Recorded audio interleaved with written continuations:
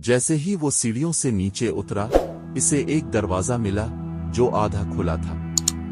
अंदर जाते ही उसे एक पुरानी कुर्सी पर बैठी हुई एक खातून दिखाई दी। उनके हाथ में एक मोमबत्ती थी और उनकी आंखें खला में घोर रही थीं। तुम कौन हो? अरसलान ने डरते डरते पूछा। खातून ने आहिस्ता से सर उठाया और बोले, मैं सायरा हूं। बाब 5, हकीकत का इंकिशाफ। ये सुनकर अरसलान के जिस्म में सनसनी दौड़ गई। सायरा तो सालों पहले लापता हो चुकी थी, तो फिर ये कौन थी?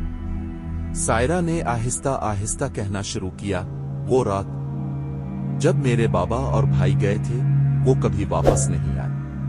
अम्मा ने मुझे अलमारी में छुपा दिया, मगर मैं सब कुछ देख रही थी।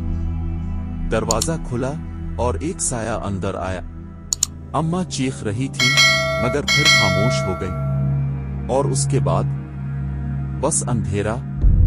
अरसलान की सांसें तेज हो गईं। उसने पूछा, वो साया कौन था? सायरा की आंखों में खौफ था। उसने आहिस्ता से कहा, वो कोई इंसान नहीं था, वो कुछ और था। बाब 6, फरार की कोशिश। अरसलान ने फैसला किया कि अब यहां से निकलना ही बेहतर है। मगर जैसे ही वो दरवाजे की तरफ बढ़ा, दरवाजा खुद ब खुद बंद हो गया। हुआ रुक गई और चारों तरफ मुकम्मल सन्नाटा छा गया।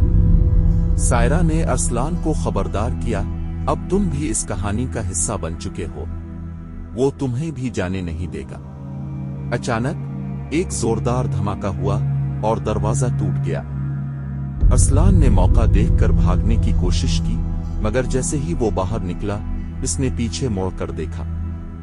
हवेली गायब हो चुकी थी। बाब 7, आखिरी सच। अगले दिन अरसलान ने सायरा के बारे में तहकीक की। हैरान कुन बात यह थी कि सरकारी रिकॉर्ड में सायरा की मौत 20 साल पहले दर्ज थी। तो फिर वो कौन थी? क्या वो सच में एक जिंदा इंसान थी, महज एक भटकती हुई रूह? ये सवाल हमेशा के लिए एक राज बनकर रह गया। ऐसी वीडियो देखने के लिए हमारे चैनल सीक्रेट स्टोरी हब को सब्सक्राइब करें।